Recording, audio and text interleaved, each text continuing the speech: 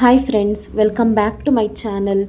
ಇವತ್ತಿನ ವಿಡಿಯೋದಲ್ಲಿ ನಾನು ವೆಜಿಟೇಬಲ್ ಪಲಾವ್ ಮಾಡೋದು ಹೇಗೆ ಅಂತ ಹೇಳ್ಕೊಡ್ತಾ ಇದ್ದೀನಿ. ತುಂಬಾ ಈಸಿ ಮತ್ತು ಯಾರು ಬೇಕಾದರೂ ತುಂಬ ಬೇಗನೆ ಮಾಡ್ಕೊಳ್ಬಹುದು. ಹಾಗೆಯೇ ಒಂದು 20 ಮಿನಿಟ್ಸ್ ಟೈಮ್ ಇದ್ರಂತೂ ಬೆಳಗ್ಗೆ ತಿಂಡಿಗೆ ಬೇಗನೆ ರೆಡಿ ಆಗೋಗ್ಬಿಡುತ್ತೆ. ಯೂಶ್ವಲಿ ಆಫೀಸ್ಗೆ ಹೋಗೋರು ಇರ್ತೀರ ಅಥವಾ ಮನೆಗಳಲ್ಲಿ ಅಥವಾ ಮಧ್ಯಾಹ್ನ ಲಂಚ್ ಬಾಕ್ಸ್ಗೆ ತುಂಬಾ ಚೆನ್ನಾಗಿರುತ್ತೆ.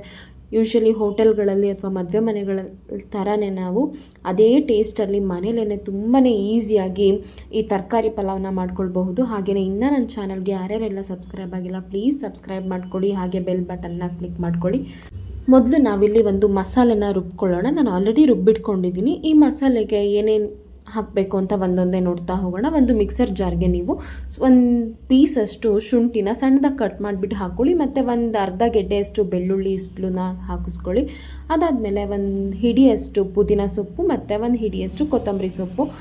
ಈ ಮಸಾಲೆಗೆ ಪುದೀನ ಮತ್ತು ಕೊತ್ತಂಬರಿನೇ ತುಂಬ ಮೇಯ್ನ್ ಇಂಗ್ರೀಡಿಯೆಂಟ್ಸ್ ಕೂಡ. ಪುದೀನ ಹಾಕೋದ್ರಿಂದ ಒಂದು ಒಳ್ಳೆ ಫ್ಲೇವರ್ ಬರುತ್ತೆ. ಸ್ವಲ್ಪ ನೀರು ಹಾಕ್ಕೊಂಡು ಈ ರೀತಿ ನುಣ್ಣು ಗ್ರೈಂಡ್ ಮಾಡ್ಕೊಳ್ಳಿ. ಎಷ್ಟು ನುಣ್ಣು ಗ್ರೈಂಡ್ ಮಾಡ್ಕೊಳ್ತೀವಿ ಅಷ್ಟು ಪಲಾವ್ ಚೆನ್ನಾಗಿರುತ್ತೆ.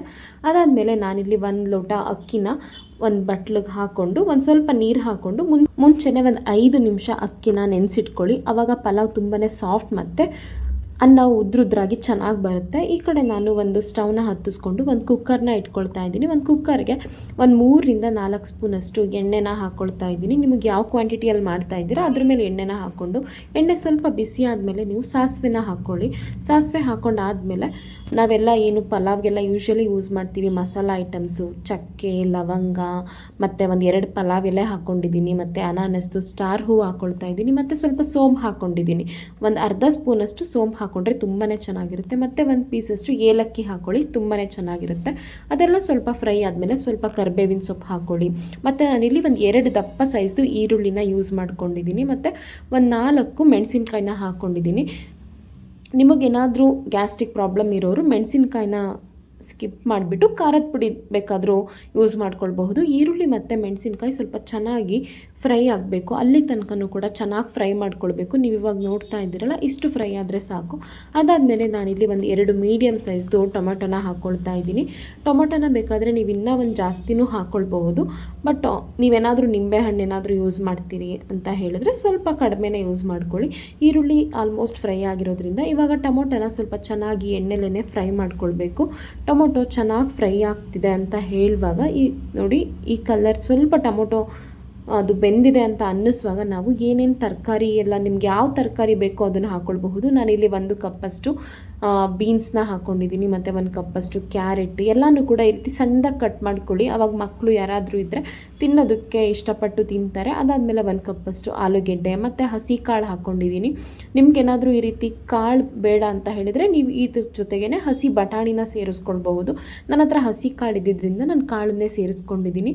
ಇದನ್ನೆಲ್ಲನೂ ಕೂಡ 1 ನಿಮಿಷ ನೀವು ಚೆನ್ನಾಗಿ ಎಣ್ಣೆಯಲ್ಲಿ ಫ್ರೈ ಮಾಡ್ಕೊಳ್ಳಿ. ಅದಾದಮೇಲೆ ಒಂದು ಅರ್ಧ ಸ್ಪೂನಷ್ಟು ಅರಿಶಿನ ಪುಡಿ ಹಾಕ್ಕೊಂಡಿದ್ದೀನಿ. ಹಾಗೆಯೇ ತರಕಾರಿಗೆಲ್ಲದಕ್ಕೂ ಸ್ವಲ್ಪ ಉಪ್ಪಲ್ಲಿ ಚೆನ್ನಾಗಿ ಹಿಡಿಬೇಕಲ್ವ, ಅದಕ್ಕೆ ನಾನು 1 ಸ್ಪೂನಷ್ಟು ಉಪ್ಪನ್ನು ಹಾಕ್ಕೊಂಡು ಈ ರೀತಿ ಚೆನ್ನಾಗಿ ಮಿಕ್ಸ್ ಮಾಡ್ಕೊಳ್ತಾ ಇದ್ದೀನಿ. ನೀವು ಕೂಡ ಅಷ್ಟೇ ತರಕಾರಿ ಹಾಕ್ಕೊಂಡಾದ್ಮೇಲೆ 1 ಸ್ಪೂನ್ ಉಪ್ಪು ಹಾಕ್ಕೊಳ್ಳಿ. ಆವಾಗ ಚೆನ್ನಾಗಿ ತರಕಾರಿಗೆ ಉಪ್ಪೆಲ್ಲ ಹಿಡಿಯೋದ್ರಿಂದ ತುಂಬಾ ಟೇಸ್ಟಿಯಾಗಿರುತ್ತೆ. ಮತ್ತು ಸ್ವಲ್ಪ ಎಣ್ಣೆಲೇ ಒಂದು 2 to 3 ಮಿನಿಟ್ಸ್ ಅಷ್ಟು ಚೆನ್ನಾಗಿ ಫ್ರೈ ಮಾಡ್ಕೊಳ್ಳಿ. ಆವಾಗ ಆಲ್ಮೋಸ್ಟ್ ಅಲ್ಲೇ ಸ್ವಲ್ಪ ಬೆಂದುಬಿಡುತ್ತೆ.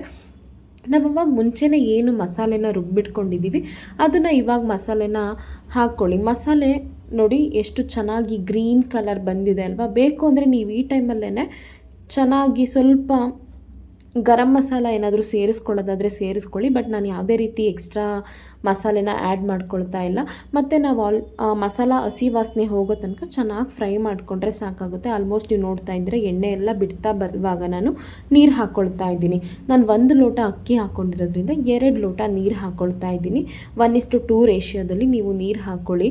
ಮತ್ತು ನಿಮಗೆ ಈ ಟೈಮಲ್ಲಿ ಏನಾದರೂ ಸ್ವಲ್ಪ ಉಪ್ಪು ಕಡಿಮೆ ಆಗಿದೆ ಅಂತ ಅನಿಸಿದ್ರೆ ಸ್ವಲ್ಪ ನೋಡ್ಕೊಂಡು ಉಪ್ಪು ಹಾಕ್ಕೊಂಡು ಮಿಕ್ಸ್ ಮಾಡ್ಕೊಳ್ಳಿ, ಚೆನ್ನಾಗಿ ಅನಿಸುತ್ತೆ. ನಾನು ಸ್ವಲ್ಪ ಉಪ್ಪು ಕಡಿಮೆ ಆಗಿತ್ತು, ಸೊ ಅದಕ್ಕೆ ನಾನು ಇವಾಗ ಒಂದು ಅರ್ಧ ಸ್ಪೂನ್ ಮತ್ತೆ ಉಪ್ಪನ್ನು ಸೇರಿಸ್ಕೊಳ್ತಾ ಇದ್ದೀನಿ. ಈ ರೀತಿ ಚೆನ್ನಾಗಿ ಮಿಕ್ಸ್ ಮಾಡಿಕೊಂಡು ಈ ಟೈಮಲ್ಲಿ ನಿಮಗೆ ಬೇಕು ಅಂತ ಹೇಳಿದ್ರೆ ಸ್ವಲ್ಪ ನಿಂಬೆಹಣ್ಣನ್ನು ಹಿಂಡ್ಕೊಳ್ಳಿ. ಬಟ್ ನಾನು ಯಾವುದೇ ರೀತಿ ಟೊಮೊಟೊನೇ 2 ಸೇರಿಸ್ಕೊಂಡಿರೋದ್ರಿಂದ ನಾನು ಹಾಕ್ಕೊಳ್ತಾ ಇಲ್ಲ. ಮತ್ತು ನಾನು ಇವಾಗ ನೀರು ಆಲ್ಮೋಸ್ಟ್ ಕುದೀತಾ ಬರ್ತಾ ಇದೆ ಅನ್ನುವಾಗ ನಾವು ಆಲ್ರೆಡಿ ನೆನೆಸಿಟ್ಕೊಂಡಿದ್ವಿ ಅಲ್ವಾ ಅಕ್ಕಿನ ಸೇರಿಸ್ಕೊಳ್ಬೇಕು. ನೀರು ಸ್ವಲ್ಪ ಚೆನ್ನಾಗಿ ಕುದಿ ಬಂದಮೇಲೆ ಅಕ್ಕಿನ ಹಾಕ್ಕೊಂಡು ಚೆನ್ನಾಗಿ ಮಿಕ್ಸ್ ಮಾಡ್ಕೊಳ್ಳಿ.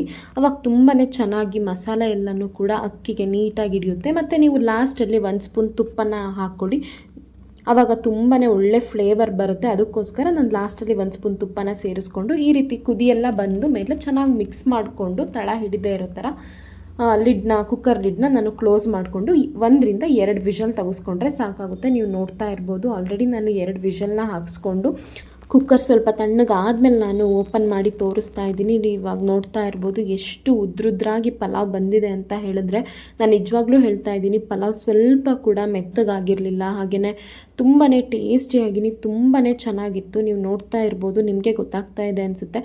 ಅನ್ನ ಅಷ್ಟು ಸಾಫ್ಟಾಗಿ ಉದ್ರುದ್ರಾಗಿ ಬಂದಿದೆ. ಪ್ರತಿಯೊಬ್ಬರು ಕೂಡ ಒಂದು ಸರಿ ಈ ರೀತಿ ಪಲಾವ್ನ ಟ್ರೈ ಮಾಡಿ ನೋಡಿ, ನಿಜವಾಗ್ಲೂ ತುಂಬಾ ಇಷ್ಟಪಡ್ತೀರಾ. ಹಾಗೆಯೇ ನನ್ನ ಚಾನಲ್ನ ಸಪೋರ್ಟ್ ಮಾಡ್ತಾಯಿರಿ. ನಿಮ್ಗೆ ಈ ರೆಸಿಪಿ ಇಷ್ಟ ಆಗಿದರೆ ಪ್ಲೀಸ್ ಒಂದು ಲೈಕ್ ಮಾಡಿ ಮತ್ತು ಕಮೆಂಟ್ ಮಾಡಿ. Thank you.